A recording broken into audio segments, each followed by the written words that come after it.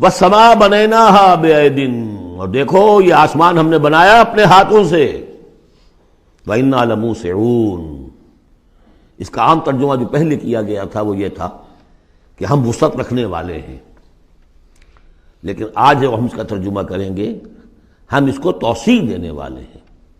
اوسع یوسع یہ باب افعال ہے، وسع یہ ہے ثلاثی مجرد، اس سے بنتا ہے واسع، واللہ واسع علیم۔ واسع، اللہ تعالیٰ واسع ہے، اس میں بڑی وسعت ہے، بڑی سمائی والا ہے، اس کے خزانے وہ جو ہے بغیر کسی حد کے ہیں، لمٹ لیس۔ یا موسع ہے، وسعت دینا، چونکہ آج سے پہلے اس کا اندازہ نہیں تھا، آج ہمیں معلوم ہے دس ایکسپینڈنگ یونیورس، ابھی تو یونیورس پھیل رہی ہے۔ علامہ اقبال نے جس کی پھر ترجمانی کی ہے، یہ کائنات ابھی ناتمام ہے شاید کہ آ رہی ہے دمادم صدائے کن فیکون۔ ابھی تو کن فیکون شان اللہ کی جاری ہے، اضافہ کر رہا ہے، یزید فی الخلق ما یشاء، پہلے بھی ہم پڑھ چکے ہیں، وہ اپنے خلق میں تخلیق میں اضافہ کرتا ہے جیسے چاہتا ہے۔ تو ہم نے یہ آسمان بنائے ہیں اپنے ہاتھ سے، اور ہم ان کو وسعت دینے والے ہیں، ان کو اور بڑھانے والے ہیں، ان کی توسیع کرنے والے ہیں۔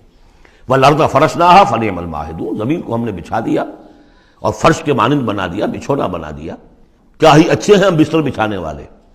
وَمِن كُلِّ شَيْءٍ خَلَقْنَا زَوْجَيْنِ لَعَلَّكُمْ تَذَكَّرُونَ، اور ہر شے کے ہم نے جوڑے بنائے ہیں شاید کہ تم نصیحت اخذ کرو۔ کیا نصیحت ہے جوڑوں کے اندر؟ ہر شے کے جوڑے بنائے، اب تفصیل کا وقت نہیں ہے، نصیحت کیا ہے اس میں؟ اگر ہر شے کا جوڑا ہے تو دنیا کا جوڑا کیا ہے؟ آخرت۔ یہ دنیا بغیر کسی جوڑے کے نہیں ہو سکتی۔ وَمِن كُلِّ شَيْءٍ خَلَقْنَا زَوْجَيْنِ لَعَلَّكُمْ تَذَكَّرُونَ فَفِرُّوا إِلَى اللَّهِ إِنِّي لَكُمْ مِنْهُ نَذِيرٌ مُبِينٌ، تو دوڑو اللہ کی طرف، اللہ کی طرف رجوع کرو، جلد از جلد، دیر نہ لگاؤ۔ کیا پتا کہ فرشتے کو جان لینے کا حکم مل چکا ہو اور مہلت نہ ہو تمہارے پاس، دوڑو۔ فَفِرُّوا إِلَى اللَّهِ إِنِّي لَكُمْ مِنْهُ نَذِيرٌ مُبِينٌ، یقیناً میں تمہارے لیے اللہ کی طرف سے ایک خبردار کر دینے والا ہوں واضح طور پر۔ اعوذ باللہ من الشیطان الرجیم، بسم اللہ الرحمن الرحیم۔ فَفِرُّوا إِلَى اللَّهِ، تو دوڑو اللہ کی جانب، انی لکم منہ نذیر مبین، یقیناً میں یعنی محمد صلی اللہ علیہ وسلم اس کی جانب سے تمہارے لیے ایک کھلا خبردار کر دینے والا ہوں۔ ولا تجعلوا مع اللہ الہا آخر، اور اس کے ساتھ کسی اور کو معبود نہ پکڑو۔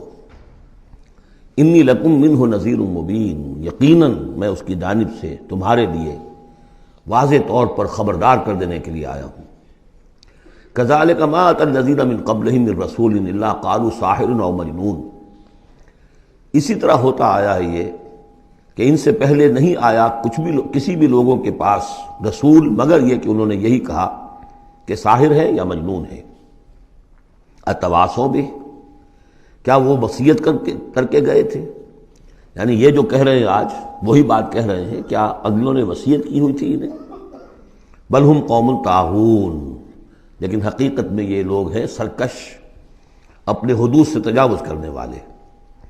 فتول عنہم فما انت بملوم، تو اے نبی صلی اللہ علیہ وسلم آپ ذرا ان کی طرف سے اپنی توجہ کو پھیر لیجئے، یعنی وہ اگر اعراض کر رہے ہیں، انکار کر رہے ہیں، استہزاء کر رہے ہیں، تمسخر کر رہے ہیں، آپ کو شاعر، ساحر، مجنون، معلم جو کچھ کہہ رہے ہیں، آپ ذرا اپنی توجہ ان کی طرف سے ہٹا لیجئے۔ فتول عنہم فما انت بملوم، آپ پر کوئی ملامت نہیں ہے، یعنی کہ اگر یہ لوگ نہیں مانتے تو آپ کے اوپر کوئی الزام نہیں ہے۔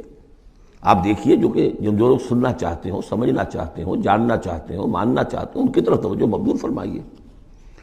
وَذَكِّرْ فَإِنَّ الذِّكْرَىٰ تَنفَعُ الْمُؤْمِنِينَ، تاہم آپ تذکیر کرتے رہیے، یاد دہانی کرتے رہیے، اس لیے کہ یہ تذکیر، یہ یاد دہانی، یہ نصیحت، یہ تعلیم، یہ تلقین، یہ تبلیغ اگر ان کے حق میں مفید نہیں ہو رہی تو اہل ایمان کے حق میں مفید ہو رہی ہے، ان کے ایمان میں اضافہ ہو رہا ہے۔ جو بھی نئی صورتیں نازل ہو رہی ہیں، جو بھی اللہ کی طرف سے آپ مزید انہیں آیات سنا رہے ہیں، اس سے اہل ایمان کے ایمان میں اور ازادگی ہو رہی ہے، افزونی ہو رہی ہے۔ وما خلقت الجن والانس الا لیعبدون، اور میں نے نہیں پیدا کیا جنوں اور انسانوں کو مگر صرف اس لیے کہ میری بندگی کریں۔ یہ بہت اہم آیت ہے قرآن مجید کی، اس لیے کہ یہ تخلیق انسانی کی جو غایت ہے۔ دیکھیے ایک سوال عام طور پر لوگ کیا کرتے ہیں کہ اللہ نے کیوں پیدا کیا، تخلیق کی کا سبب کیا ہے؟ یہ ایک علیحدہ مسئلہ ہے اور یہ بہت مشکل مسئلہ ہے۔ فلسفیوں نے بھی، جنہوں نے بھی کوشش کی ہے اس مسئلے میں کچھ غور و فکر کی، بہرحال انہوں نے اپنی اپنی آراء دی ہیں، کسی موقع پر وہ بات میں عرض کروں گا۔ ان میں بھی ایک رائے ہے کہ جو وقی ہے، لیکن اصل مسئلہ یہ کہ غایت کیا ہے۔ تم نے اگر یہ نہیں سمجھا کہ تمہاری تخلیق کیوں ہوئی تو اس میں تمہارے لیے کوئی نقصان کی بات نہیں ہے، لیکن تمہیں اگر یہ معلوم ہو جائے کس لیے پیدا کیے گئے ہو، اگر یہ معلوم نہیں ہوگا تو زندگی بیکار جائے گی۔ لہذا اصل شے یہ کہ تم پیدا کیے گئے ہو اس لیے کہ اللہ کی بندگی کرو۔ لیکن وہ کیا ہے بندگی؟ میں نے بارہا عرض کیا ہے، اس کو تین حصوں میں سمجھیے کہ بندگی یا عبادت، ایک ہے اطاعت، ہمتن اطاعت، اور نمبر دو اس کی روح اطاعت، وہ ہونی چاہیے محبت، اللہ کی محبت، غایت الحب مع غایت الذل والخضوع، یہ ہے اصل عبادت۔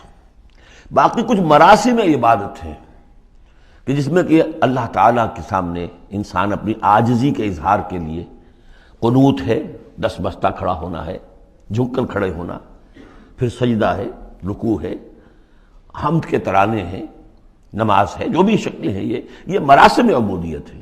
اصل عبادت کیا ہے؟ ہمتن اللہ کی اطاعت، اس کی محبت کے جذبے سے سرشار ہو کر۔ اب اس کے جو تقاضے ہیں اور موجودہ حالات میں ہم کیسے اس سے عہدہ برا ہو سکتے ہیں؟ کفر کا غلبہ ہے، نظام تو ہر جگہ کافرانہ ہے، یہاں بھی کافرانہ نظام ہے، اسلامی نظام تو نہیں ہے نا۔ ہم مسلمان ہیں، انفرادی طور پر نظام تو کافرانہ ہے، اب کیا کریں؟ ہمارا زیادہ ہم کہہ سکتے ہیں کہ ہم اپنی زندگی کے 10-15% میں اللہ کی اطاعت کر رہے ہیں، باقی ہماری پوری زندگی اجتماعی جو نظام ہے اس کے ساتھ جکڑی ہوئی ہے، تو اب اس کی کیا صورت ہو؟ وما خلقت الجن والانس الا لیعبدون، میں نے نہیں پیدا کیا ہے انسانوں اور جنوں کو مگر اس لیے کہ میری بندگی کریں۔ اسی کو شیخ سعدی نے کہا ہے، زندگی آمد برائے بندگی، زندگی بے بندگی شرمندگی۔ چاہے اور آپ نے کچھ بھی کر لیا ہے، ڈھونڈنے والا ستاروں کی گزرگاہوں کا اپنے افکار کی دنیا میں سفر کر نہ سکا، آپ نے ساری جو ہے اکتشافات کر لیے، ایجادات کر لی، بندگی نہیں ہے تو زندگی جو ہے بیکار گئی، ضائع ہو گئی۔ ما اريد منهم من رزق، میں ان سے کسی رزق کا طالب تو نہیں ہوں، وما اريد ان يطعمون، نہ میں یہ چاہتا ہوں کہ یہ مجھے کچھ کھلائے پلائیں۔ ان اللہ هو الرزاق ذو القوة المتین، تو اللہ خود ہے رزاق جو سب کو رزق دیتا ہے، قوت والا ہے، مضبوط ہے، اسے کسی کی طرف سے کوئی احتیاج ہے ہی نہیں۔ فإن للذین ظلموا ذنوبا مثل ذنوب اصحابهم فلا يستعجلون، جب ڈول جو ہے پانی کا جب پوری طرح بھر جائے اسے کہتے ہیں ذنوب۔ یقیناً ان کافروں کے اور ان مشرکوں کے ڈول بھی بدعمالیوں کے، ان کے کفر و شرک کا ڈول بھر چکا ہے، جیسا کہ ان سے پہلے اصحابہم کے ساتھیوں کا ذنوب مثل ذنوب اصحابہم فلا یستعجلون، تو اب یہ جلدی نہ کریں، ڈول بھر چکا ہے، کسی وقت کھینچ لیا جائے گا، اب اگر ذرا وقت اور دیا جا رہا ہے تو اس سے دھوکہ نہ کھائیں۔ فویل للذین کفروا من یومہم الذی یوعدون، تو ہلاکت اور خرابی اور بربادی ہے ان کافروں کے لیے اس دن جس دن کا ان سے وعدہ کیا جا رہا ہے۔